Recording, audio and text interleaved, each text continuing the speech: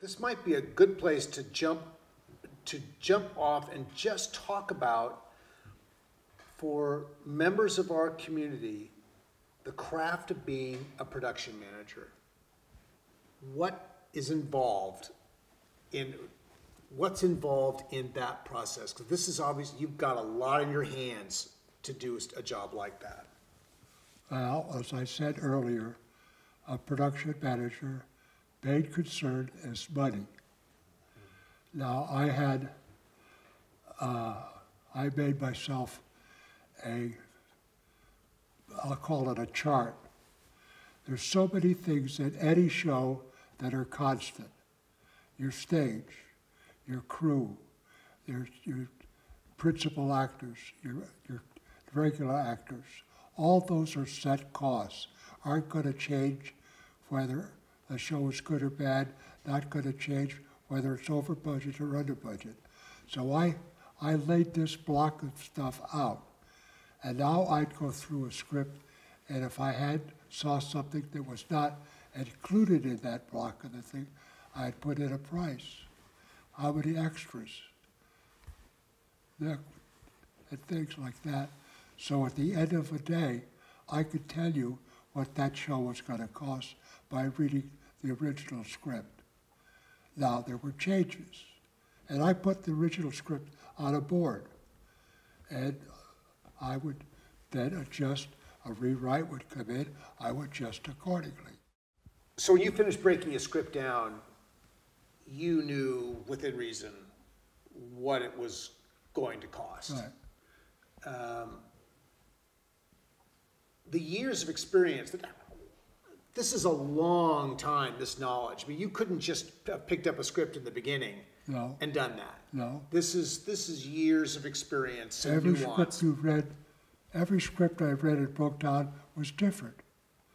So you finally get to recognize what's real and what's you could do. We did a chaparral called Buffalo Soldiers. We had over 80 head of horses, and that's a big expense. We had a 70-foot boom to get a big high shot. The assistant director was afraid of heights. I went up in the boom. So, you just, from experience, you just can pick out where the problems are going to exist. When you were looking at a budget, when you're budgeting a season, you say you've got a 22 pickup or whatever the pickup was in those days. Are you basic, as you talk about your constant costs, so you're laying out, over those 22 episodes, you know you're going to spend X dollars fixed. Right. So you never really engaged in front loading a budget or back loading the season. Did you? Yeah, no. You laid it out on a per episode basis. On an episode basis. We went to Sonora a lot and used the steam train. That's expensive. So I had to say, let's cut out something else to make that work. If we had a scene like in Chaparral or Bonanza, one scene with in a living room of a farm, and the rest of it's played outside, play it all outside, or have it play it in a barn that exists, so we don't have to build a set, we don't have to, things like that. Or you hire an actor on a 3-day crew, you fly them down in the morning, they work the afternoon the next day, then they fly home. So the 3 days, or you might work them in the morning and fly them home in the afternoon. So you have to lay that out accordingly. Mm-hmm. So it's all about cost. Yeah. Yeah, in the end, it's about cost. Right. Overall, we had an accounting department consisting of quite a few people. If a prop man or anybody wanted to buy something, they had to get a purchase order. And I signed it. So I knew at that point, we're buying this. If it was something heavy, I'd go to the producer, prop man or set dresser, okay, you need it, fine. But I knew the cost. if we also had a rental order, if we'd rented anything. That was listed, and I had a copy of that given to me. And then we had a guy that did nothing but look at the time cards and make sure the cruise was in sync with the production report. And I signed the time cards, and then the next night I signed all the checks.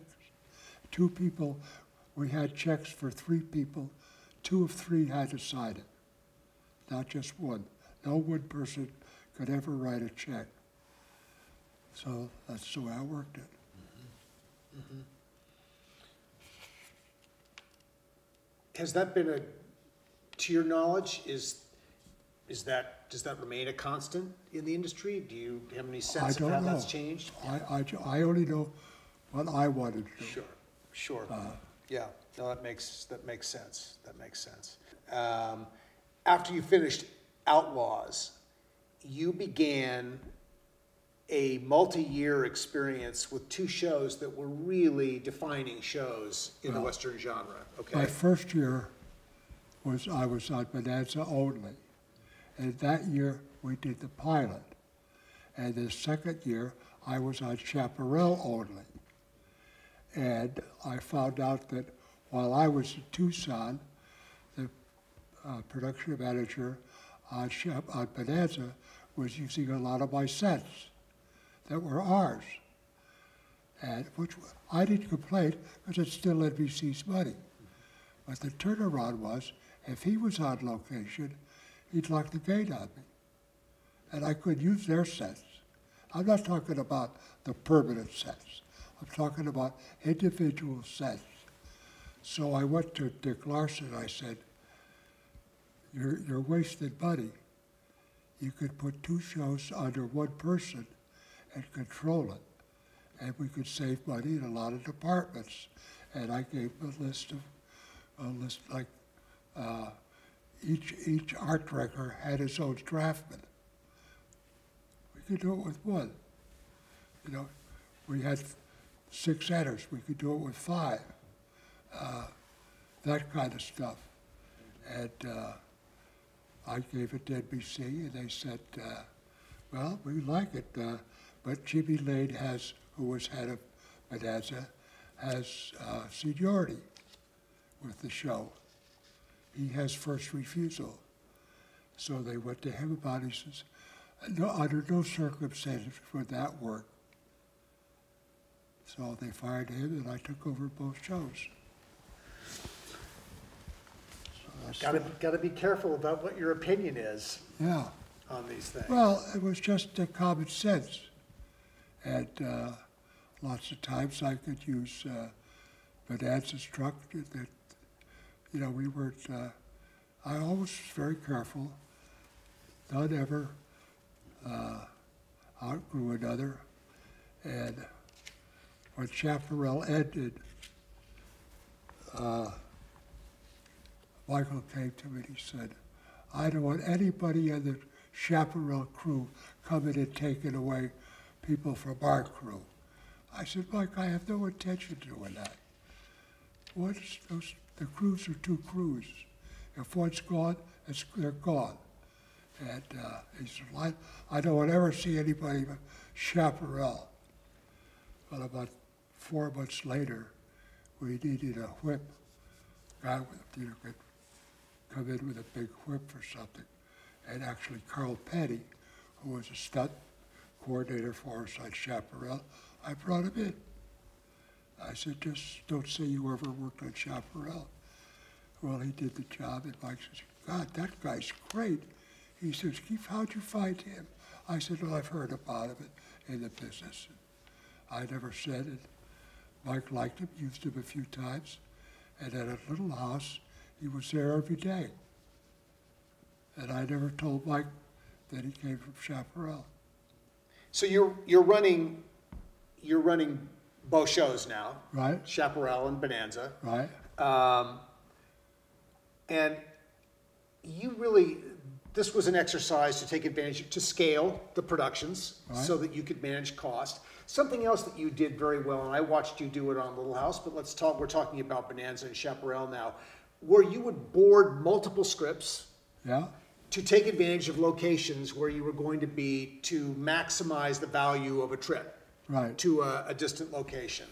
Talk about that. The script, as you know, is laid out with a cast board, little script for each scene. And I always had a production number down at the bottom. So if I saw a scene that could be shot in Sonora using our permanent cast members, while we're there doing another show, I would throw that in. And I could do that with a permanent cast. So I always had in the back of my mind, if we're going somewhere, let's get the most of it. If we're going to use the train in this picture, here's another picture we're going to use the train. Do it rather than go there for separate location. I'll work that out. Where did those lessons come from? Those- The lessons about just the logic of doing that, because that's Well, not something you would necessarily do. It was just common sense to me. You know, I knew how to break down a board. I could see the good part, the bad part. We were doing Bonanza. Right, The gentleman that was doing post-production, okay. which is part working with the editors, the dubbing, the scoring, Got and it. all of that, wanted to retire. Got it. So David Dortort said, you went to a music school, did you? And I said, yes, sir.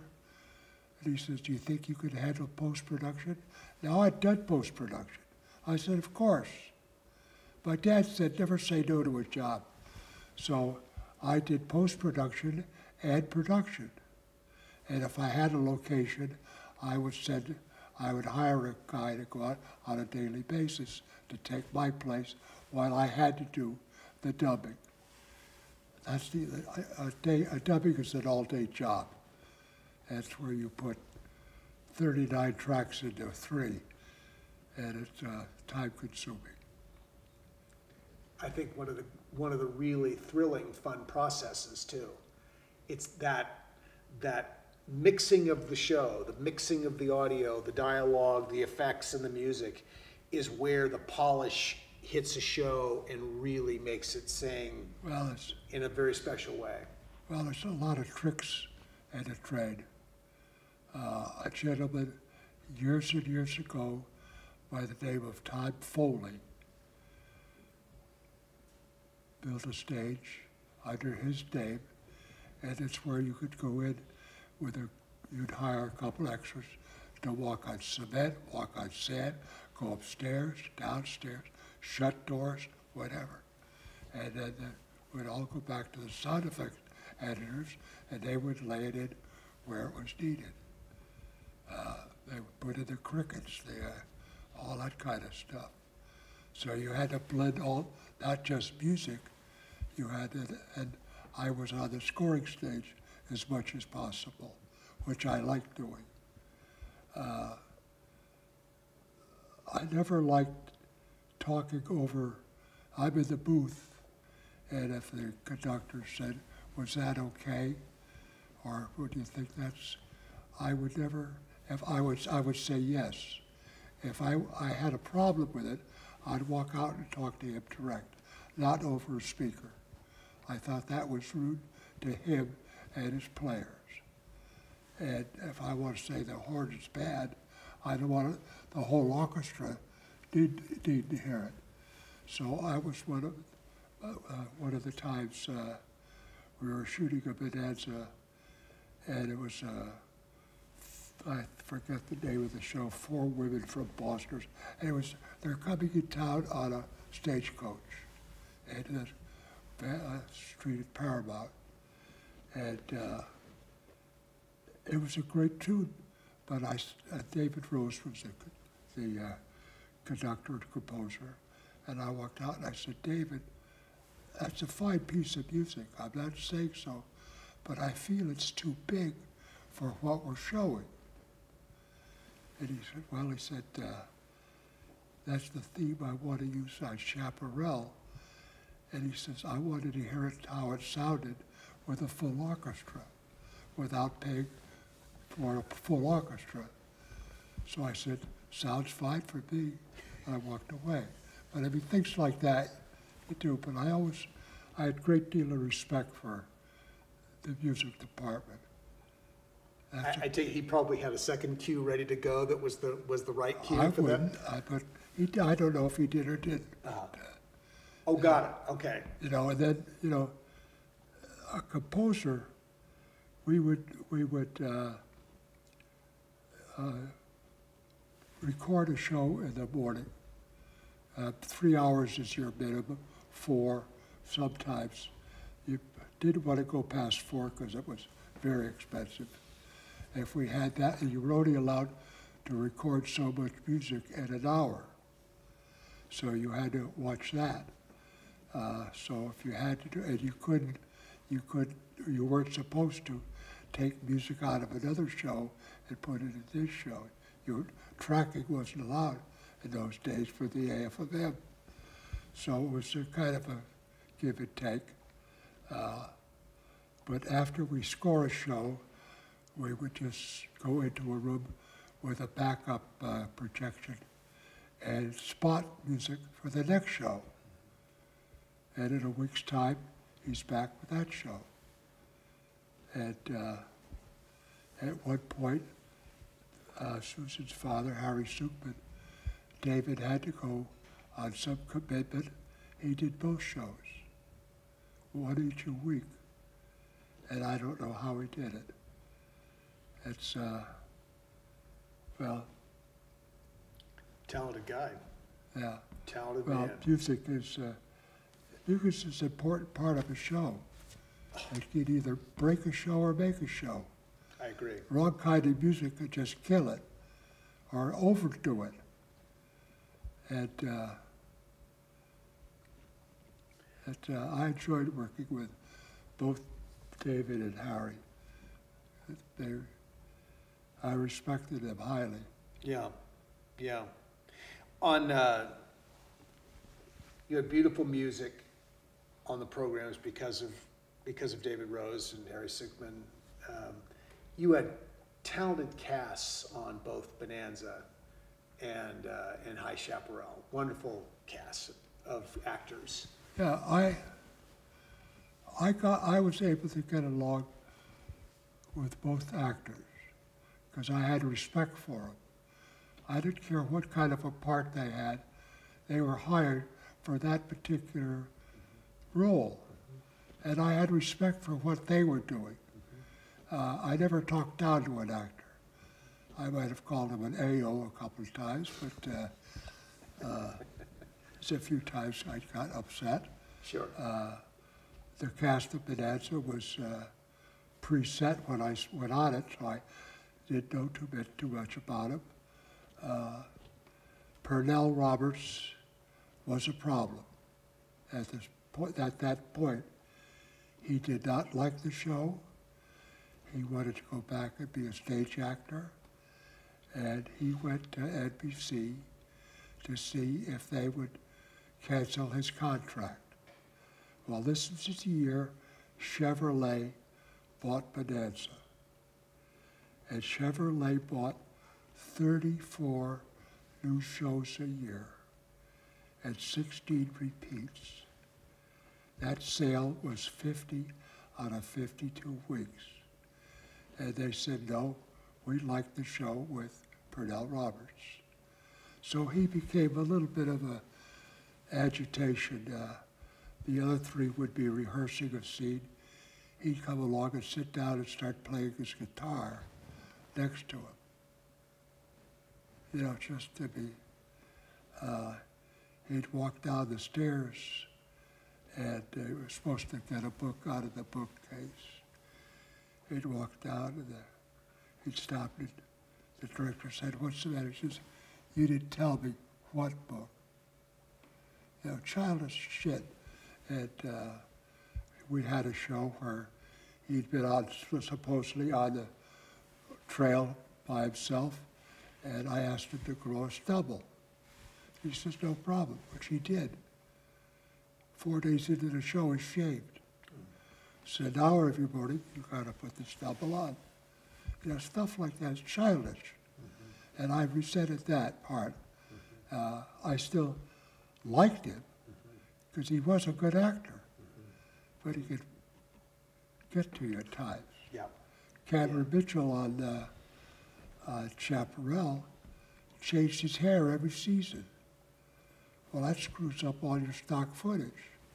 He was blonde, he was dark, and he was the best actor of the bunch. And I don't mean to put anybody down. He was a fine actor, a real good actor, and knew his craft well. But I mean, how many people do you see eat with their gloves on? Or chew wine? He'd take a glass of wine and it's like he's chewing cud. You know, just, that was his gig. Yeah. But he was a hell of an actor. Yeah, yeah. Well, Lorne Greene had his toupees. Had 3 toupees. One with when he just had a haircut, one when it was a little more, and one when it was long. We were doing a show, one of the shows where he's coming west with one of his wives. And the wagon train is the first scene in the morning. And I'd made arrangements for the makeup man. Rather than in those days, everybody went to the studio for makeup, and you were driven to location. Well, my Lord lives in the valley. I said, can I put a makeup table in your den?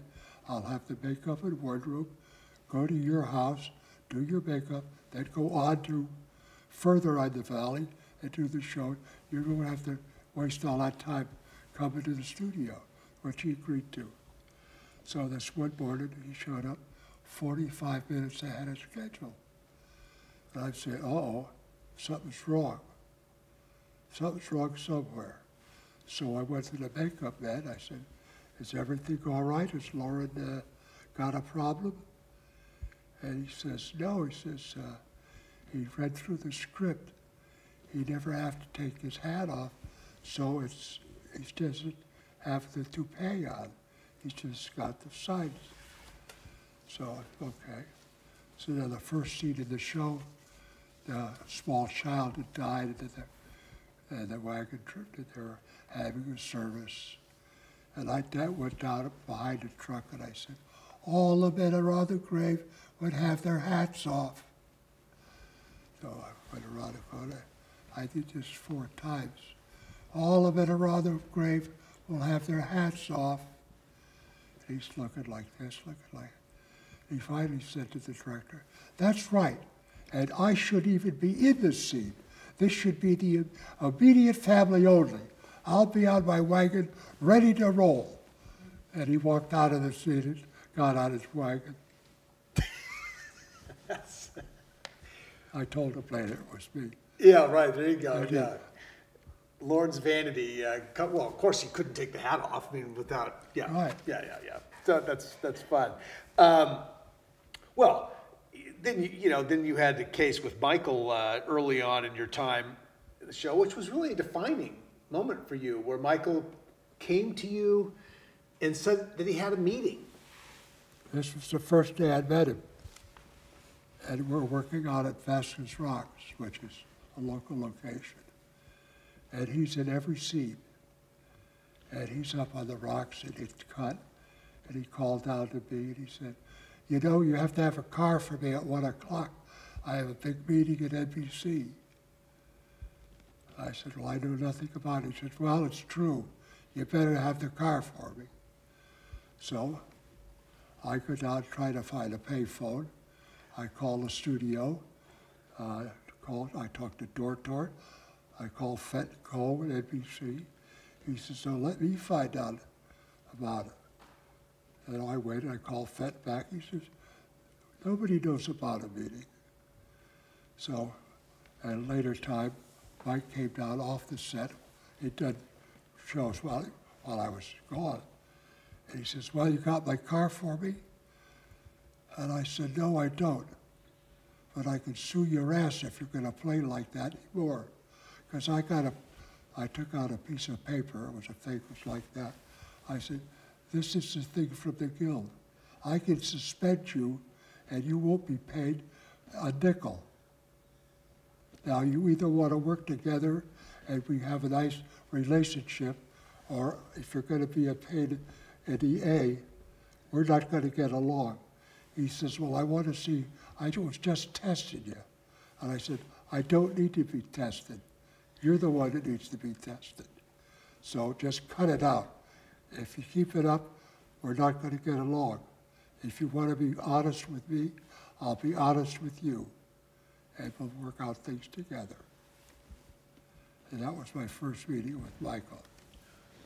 And it grew to be a great friendship. Boy, no kidding. I mean, we're going to talk about Michael more, but really one of the defining relationships in your career. Yeah. But Michael was a prankster. Yeah. You know, he liked it. He yeah. he had a good time, and he wanted to see how you were going to react. Yeah. He was testing me. Yeah. You know, it's fine. Yeah. No, exactly. I had been tested before, so yes. again, it didn't bother me. It wasn't your first rodeo. No. Yeah. Right. Exactly. You know, by the time 1970, the early 1970s is coming along, you know, Westerns are starting to show their wear Right. on with audiences. How did you prepare? Because you know you're looking at the ratings just the way everybody else is. You can see what's happening. How do you prepare a company for what is going to become inevitable? What I thought happened, and I may be wrong, but I felt after the death of Robert Kennedy here in town, the networks changed their attitude about violence, all of them. If you shot an Indian off a horse, you had to see him get up and run away. If you had a horse fall, he had to get up. The violence end of the shows was diminished. Now, it didn't hurt Bonanza. Bonanza was a family show. People came to them, and they lived at the ranch. Chaparral was hurt because it was an action piece, and it hurt Chaparral badly. And it wasn't ever made, there was no way you could make Chaparral a family-type show. It needed that action. That's what it was based on. There was always a conflict. And that made the guts of the show. Now you take that away, what do you got? And that hurts. That's why Chaparral, I think, was canceled before Bonanza. And of course, Chevrolet stopped sponsoring the show. Bonanza. Bonanza was moved to Tuesday nights against Maud. And Maud was a very successful show. She was great. And our rating went in the dumper. And that was the end of it. And we heard about it at 10 o'clock in the morning. I got a call from Fenton. He says, wrap the company at lunch or shutting you down. And I said, lunch? I said, that's only 2 hours away. Yeah. Well, Lord and Michael had heard about this. So they came to me and said, we want to go to NBC. At least let us finish the show.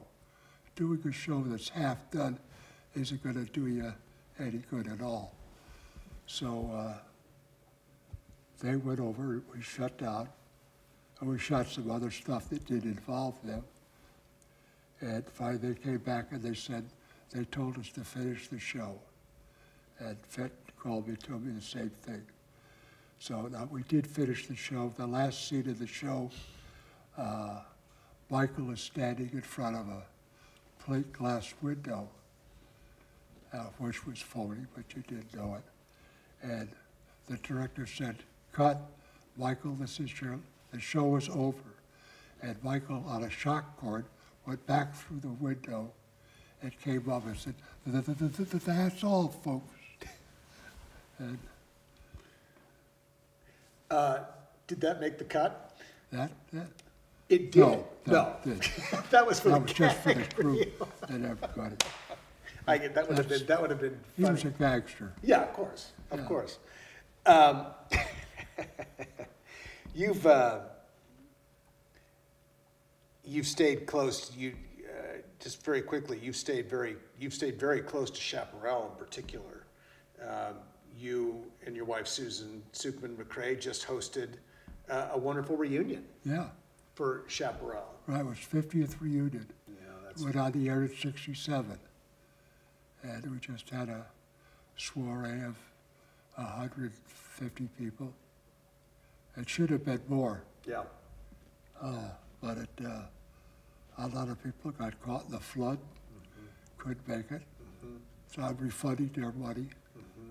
And it was a good weekend. Nice, Ken. And that's a really nice thing that Yeah. that you've stayed that close to that group. After Bonanza ended in 1973, you became the production manager on Barnaby Jones, Right? and then you had a short-lived experience on a series called Love Story, presumably based on the feature film Love Story, because Well, it was right in that time. All they used out of it basically was the theme. That's all you And this- needed. And the stories were all individual. There's no connection between any of them. So it was an anthology. Right. Right. And we're shooting those, and Dick Larson called me one day and said, Mike Landon wants to talk to you when you go out and see him. So I went out on the weekend to see Michael in his house, and he says, I'm thinking of doing this show called Little House on the Prairie. I'd like to have you be with me. I said, I'd love to.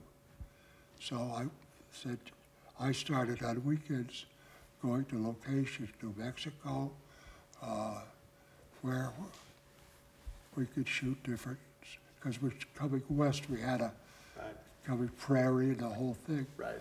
had that kind of a look. So I spent almost every weekend on my own looking for locations. And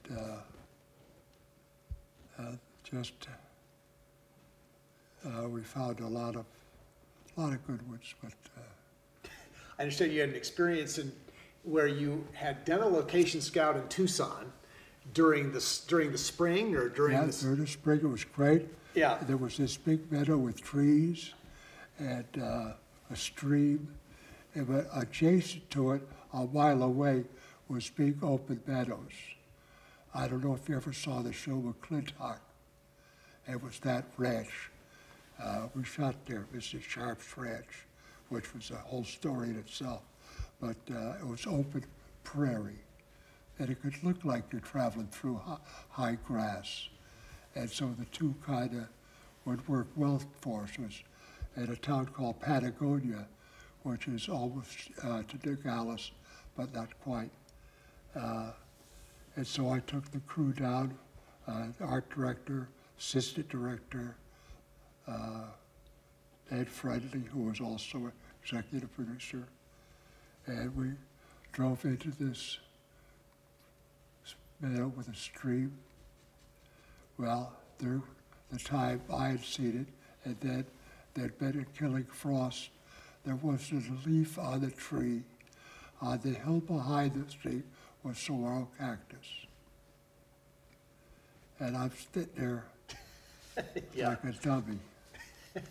And I felt, I wanted to crawl under a rug. Yeah.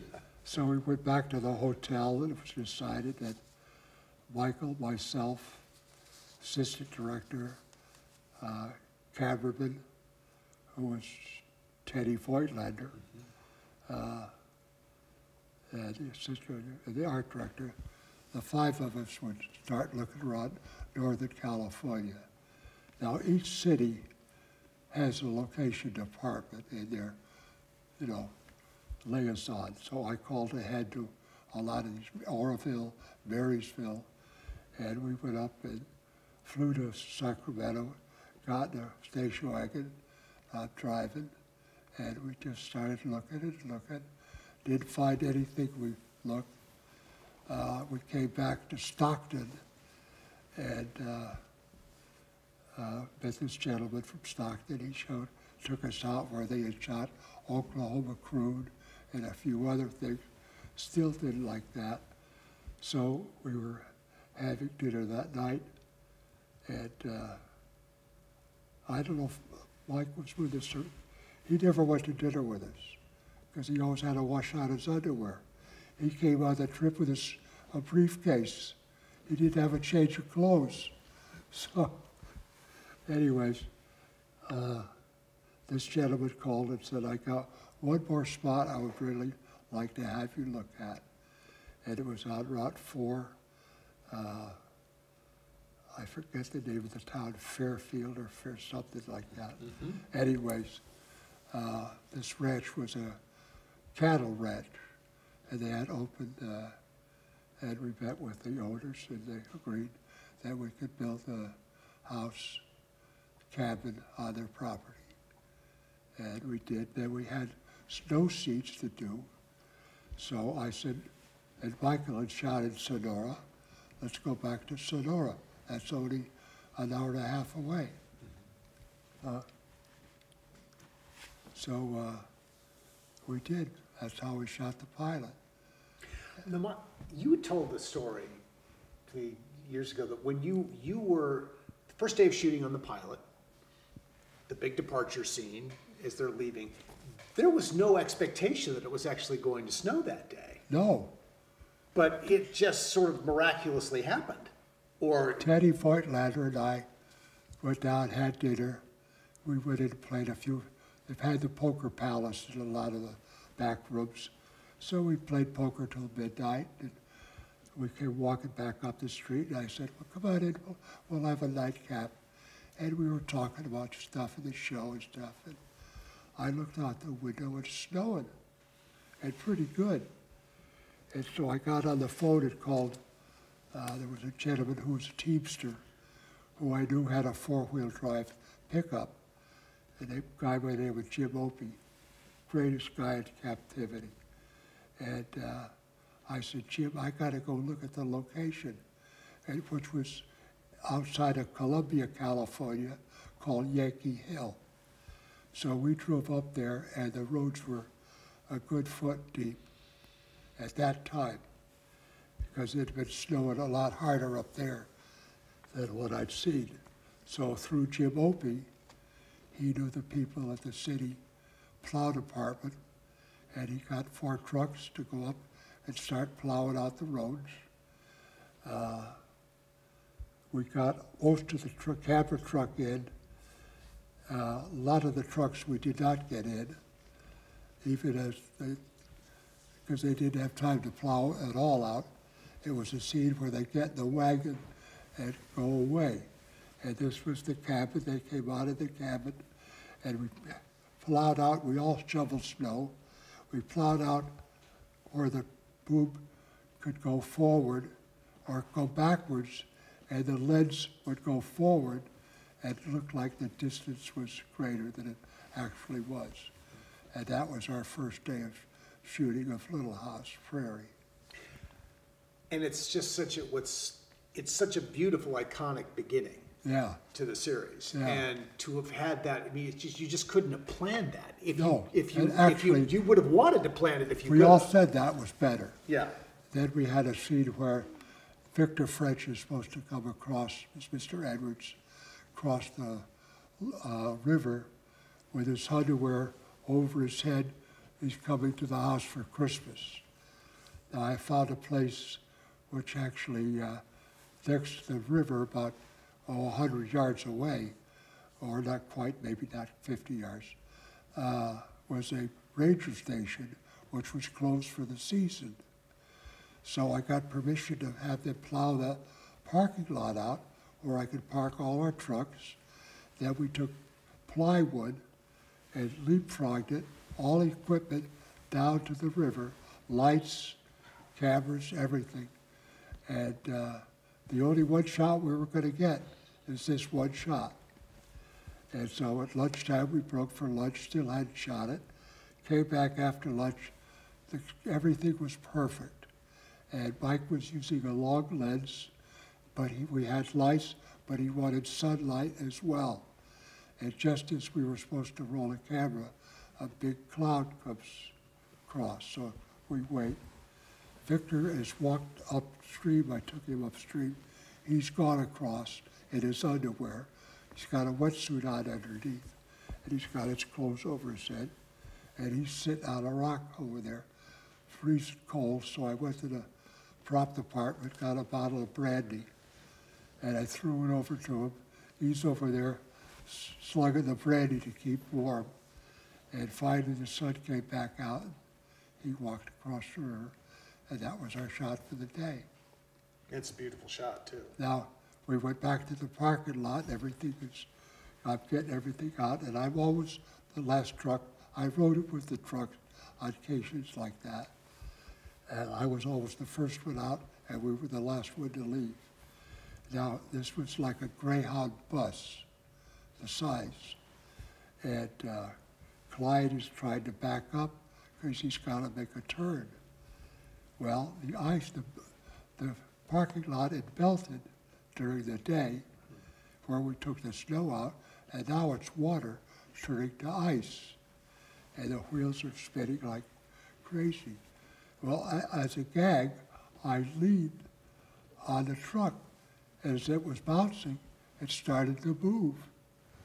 And I moved it 45 degrees and walked back, got in the truck, and I said, let's get the hell out of here. Really? Because it was bouncing enough so that your pressure on it could move it. Ooh, I moved it 45 degrees. That's the truth.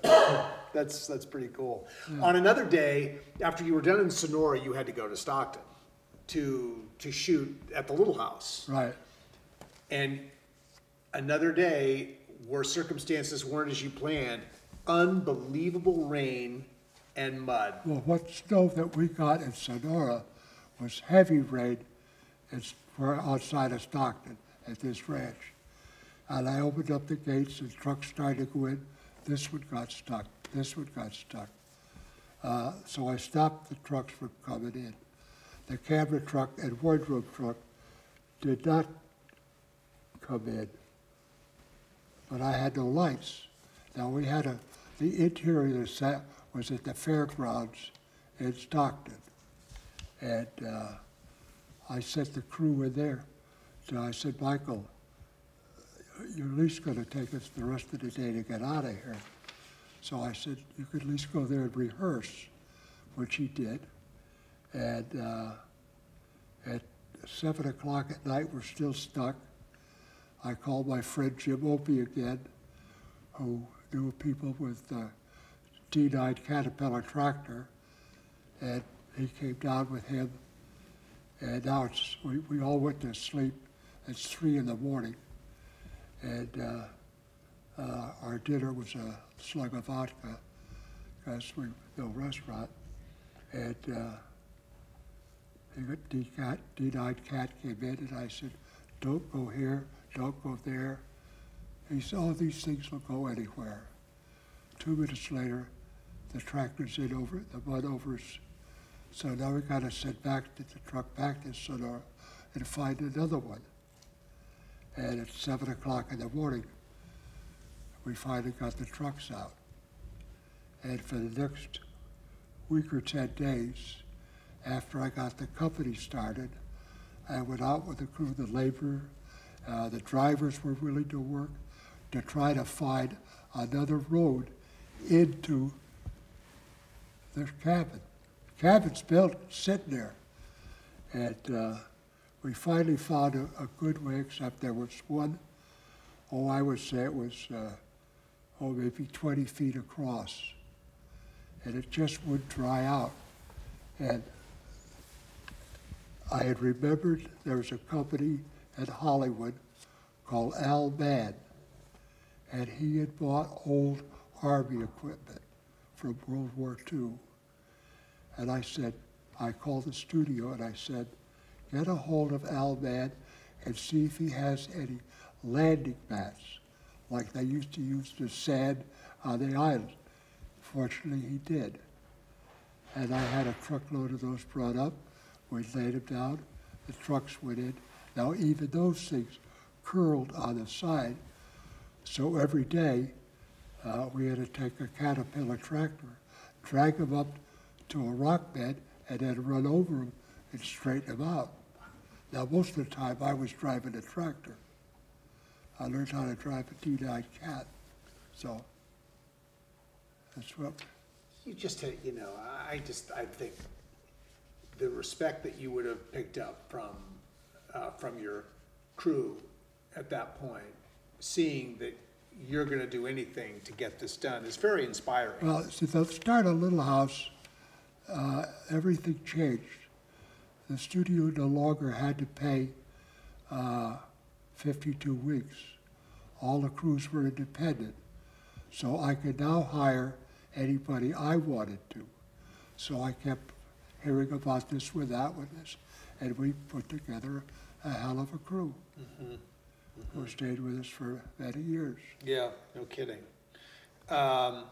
Once you were done with the pilot, and it tested through the roof, it was unbelievable testing, and the show goes on the air on September 11th, 1974.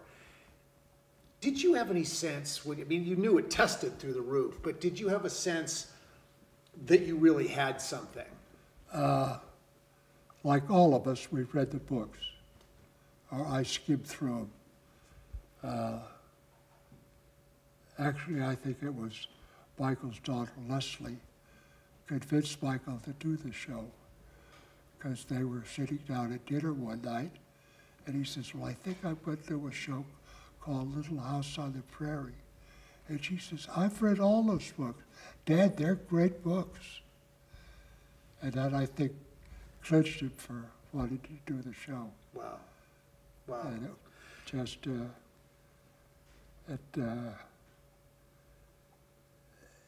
it was a show, it's hard to explain what it was. But if you watched it, you felt it. And you felt what family life was really like. And that was Michael. He brought in a lot of his own life experiences into the show, where Mary went blind and he had to take her to the school and shut the door and walk away. He had to do that with his own daughter, adopted daughter. And so, you couldn't, we all said, we'd look at dailies and cry. We'd look at this and cry. Why did we have stock and Kleenex? We could have made a fortune. But it was just, it just had a feel to it that you just liked it. Yeah. It's just, I love the town people, had great town characters. Carl Swenson, I knew, he was a friend of my family, so I knew him. I did not know any of the other cast. We did a test with kids with NBC for Melissa's part, and we broke for a break, and Michael and I walked out in the men's room, and we're both standing at a urinal. And, who did you like? And he said, well, I like this one. And I said, well, the blonde was good for Mary, no, for Melissa also. And he said, I think she'd be better for Mary. And that's how the two, us two, taking a leak in a urinal. And so it's, yeah. That's the way it happened. You had some, there was some managing to be done. There were probably some interesting challenges on Little House that you hadn't faced before. Just imagining, there was probably some managing to be done between Michael and Ed Friendly. Yes. There was a unique situation probably in your career, children, a lot of kids and parents and all the rules that go with that. Yeah. You really had to, so let's start with Michael and Ed Friendly. Okay. Interesting challenge between the two of them. They were both executive producers. And Ed Friendly had bought the show. He had paid for the pilot to be written. But his concept, all the kids should look dirty. They should run in school barefoot. Well, kids today in Simi Valley, I don't care where, they're not accustomed to running barefoot. So it wasn't practical. So Mike wouldn't do it. And so it became between a friction between the concept of the show. And Michael went to NBC and said, I can't work this way. And I was the in-between. I'd go to Mike and say Ed would like, I'd go to Ed. Mike wasn't, I was shifted back and forth. And Michael said, this is no way to do the show. Either I do it or he does it. Well, they had a contract with Michael, and they knew Michael's was the star. So Ed Friendly was told the show paid for him to have an office at Goldwyn Studios with a secretary. He got all this money, and but he never was allowed on the set from that time on. And this was after the first season? No, this is after the pilot. So, this was while we're starting the first season. So this happened, this whole, it came apart really before the first season was even completed? Oh, yes. Okay. Yeah. Okay. Yeah. I didn't realize we that. We were like 6 or 8 shows into it. And Interesting. we had built the town. And How was Simi chosen for the location? actually, Miles Minnow heard of a ranch where Gunsmoke used to film. And he says, it's pretty good property. So we went out and looked at it, and it was great. And it had the red barn was already built, had that little house up on the hill. And we went out and laid out the town. Trevor Williams was the art director, did a fine job of, I thought, doing the sets. It just, now, Michael wanted water. We had to have water for the water wheel, the stream by the house. So I'm trying to think of, and someone mentioned there was a company called Rain for Rent. And they used to supply water for the agricultural. Their main company was in Bakersfield, but they had an offshoot at Santa Paula, which was fairly close. So I went to them and I said, can you put in a system for me? And I went to the town and got them to let me pay the agricultural rate rather than the direct house rate for the water. And they put in went off of Tapple Canyon, piped in and ran pipe all the way up to the, we had a pump along the way, filled the streams by a little house, and then they wanted, Mike wanted some green grass where we could. So we had 4-inch pipes, and I had a guy, actually my son did it one year. Between classes, he was moving the water pipes around. And I mean, anybody who lives in California knows that the grass goes dry and brown during the summertime, and you needed it to look like the Midwest looks in the summertime, which is lush and green and beautiful. Yeah. So that's the town worked out great. Yeah. And we were able to, at the town there, prior to shooting, we laid a lot of cable in and around the town, so you could plug in up by the church and shoot that way, or you could be down by the mill or below where the blacksmith's place was. We had plugs over by the seed store. So we weren't laying cable all the time. Right. So the generator was feeding an electrical system in the town, basically. Yeah. Yeah. So we weren't nice. allowed to lay equipment, pick it up, and move it again. Yeah.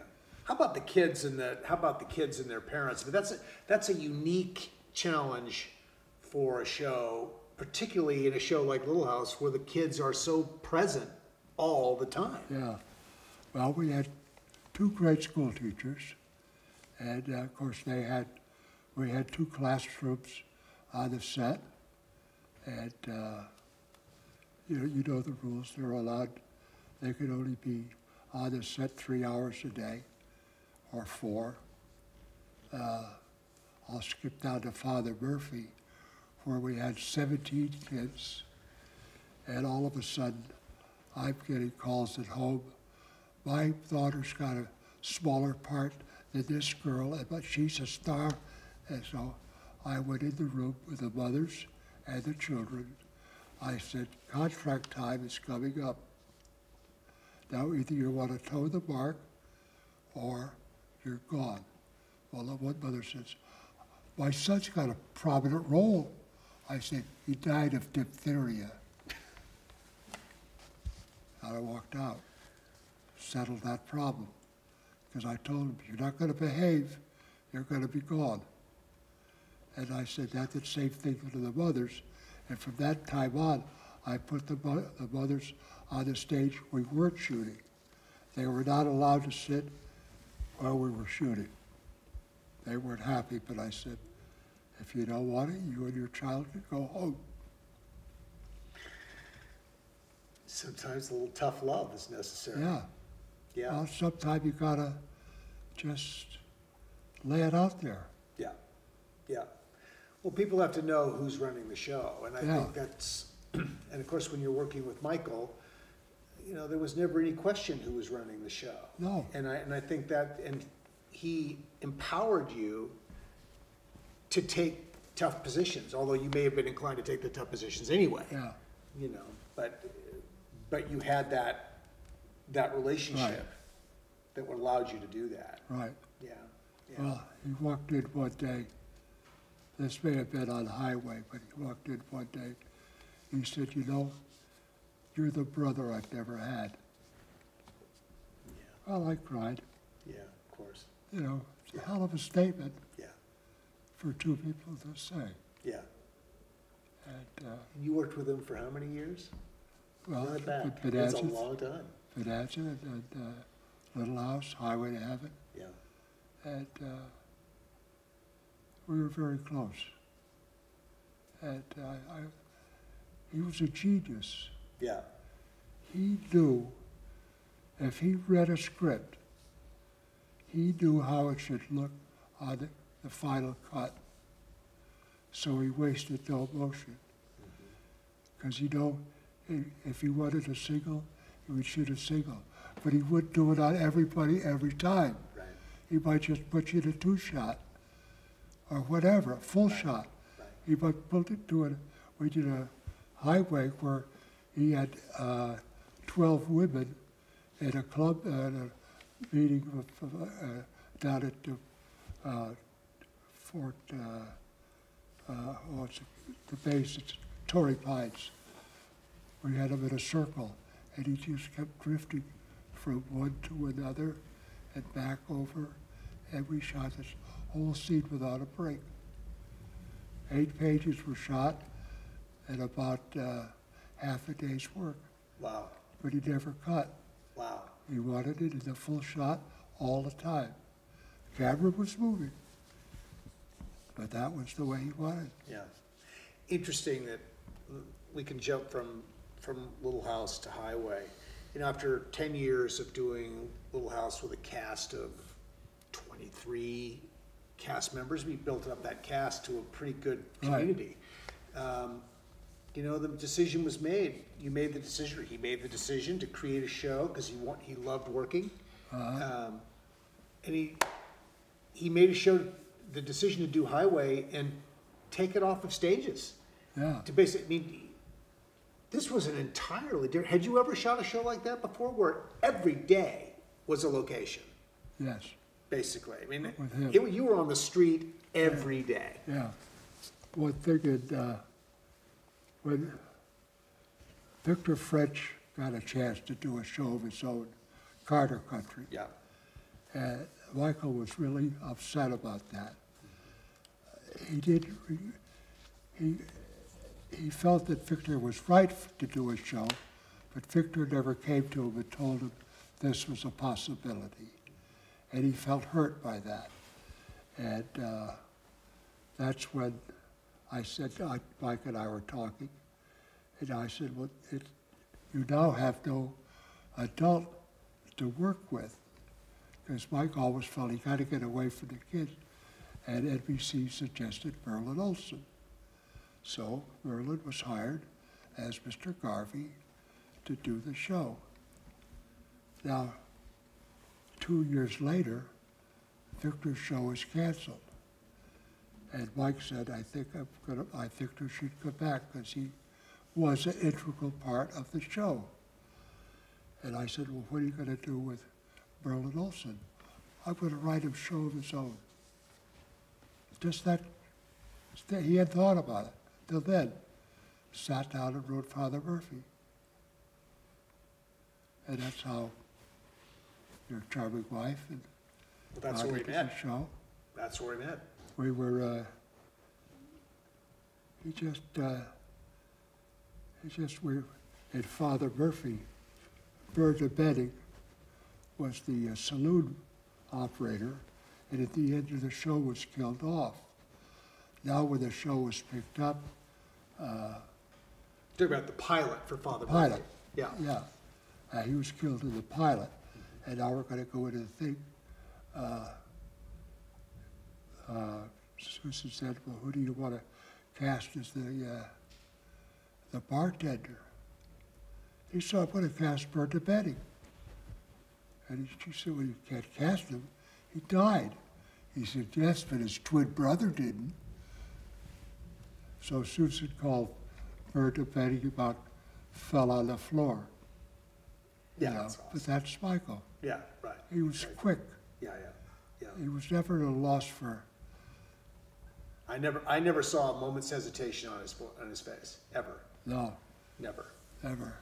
And pleasant about it. We were talking about how quick Michael was. Right.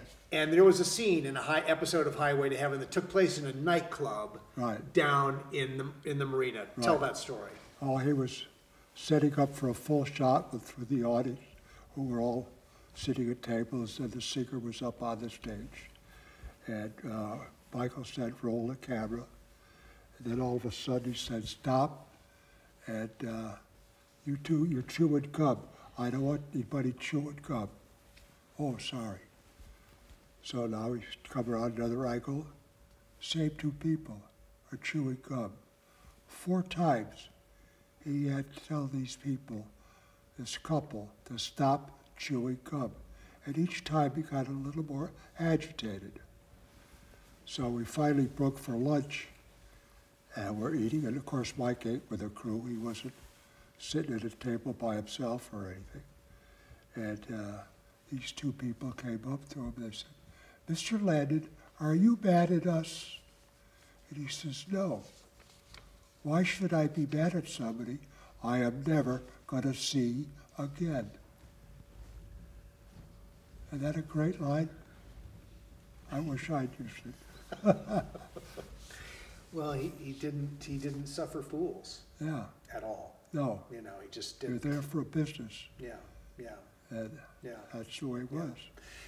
You created a wonderful unit on Highway, and I think my recollection is that the company that you ran together, because this was Michael's show, Yeah. right? And you did this together. You were partners in the show, were you not? Right.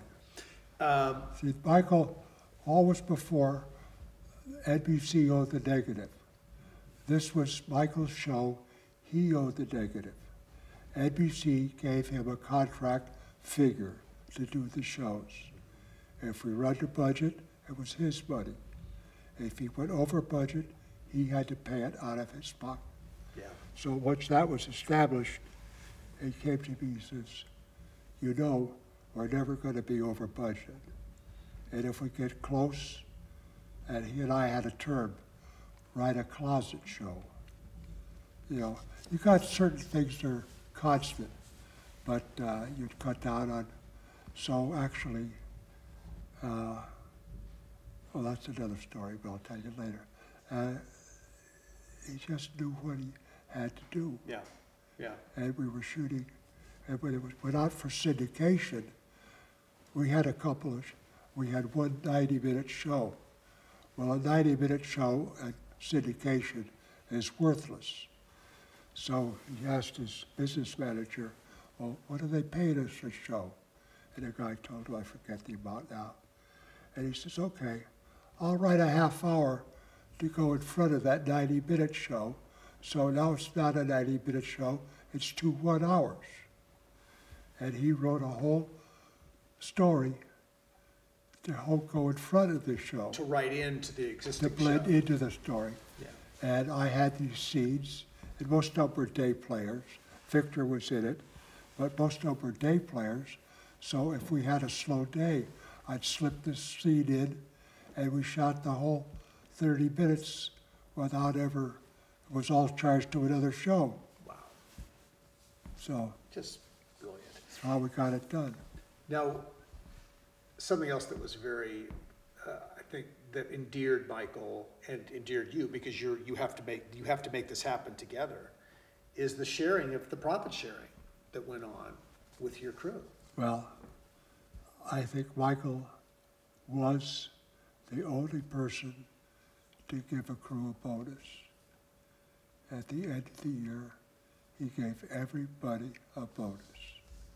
He said, you guys helped me come under budget, you should share in the profit as well. And people used to walk on the lot trying to figure out, can't we get on your show? No, but he appreciated what they did, Yeah, and they appreciated him.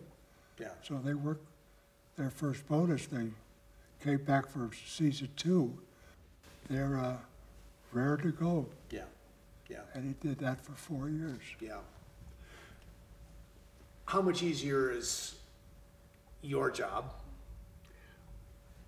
when you have someone like unique character, a unique personality like a Michael Landon to collaborate with? What does that do for you? Well, I thought Michael, I don't know if I answered your question correctly. Michael was a genius. He knew what he wanted. Out at the highway, we did 113 shows. He directed 97. So I picked all his locations for him. We had photographs and finally had a tape.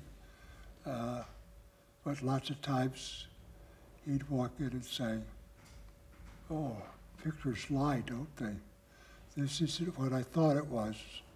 But at the end of the day, I'd drive him home.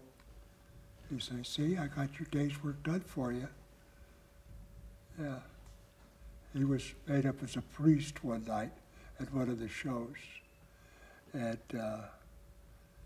I didn't drive him home that night. I had one of the drivers always ready to take him home. And so he was in the car with Gil. And he said, let me stop at this liquor store. I want to get a bottle of wine for my dinner. So he stopped. Michael went there. He's got the priest outfit on, you know, like all actors like to wear their wardrobe home. And he brought the bottle of wine up to the desk. And the guy says, Father, I can't let you spend this kind of money on a bottle of wine. I'm not going to let you buy this. He said, no, I'm not a priest. I'm an actor. He says, I'm telling you, Father, you're not buying this wine. He had to call a driver in to tell him, the guy, that this was Michael. He wasn't an actor. Another time, we were flying to I think to Tucson for a movie of the week between seasons. And I met Michael at the airport, and he was a little late because he just moved into a house on Tower Road. And he got up to get out of the place. He didn't have the combination for the gates. So he found a ladder that's some construction. He ran down the wall, put the ladder up, got up on top of the wall, put the ladder down, came down the ladder, got in the car and went to the airport. And so he's at the airport and I'm checking us in. And well, she said, yeah, you're Captain McCray. We need a photo ID of Mr. Landon. I said, he doesn't have one, because he never carried a wallet, never had a, that's another story about his license. And we can't let him get on a plane. I said, who's that over there autographing and signing pictures for the people here? Oh, that's Michael Landon. I said, yes, put a stick in it. Well, I gotta see a photo ID.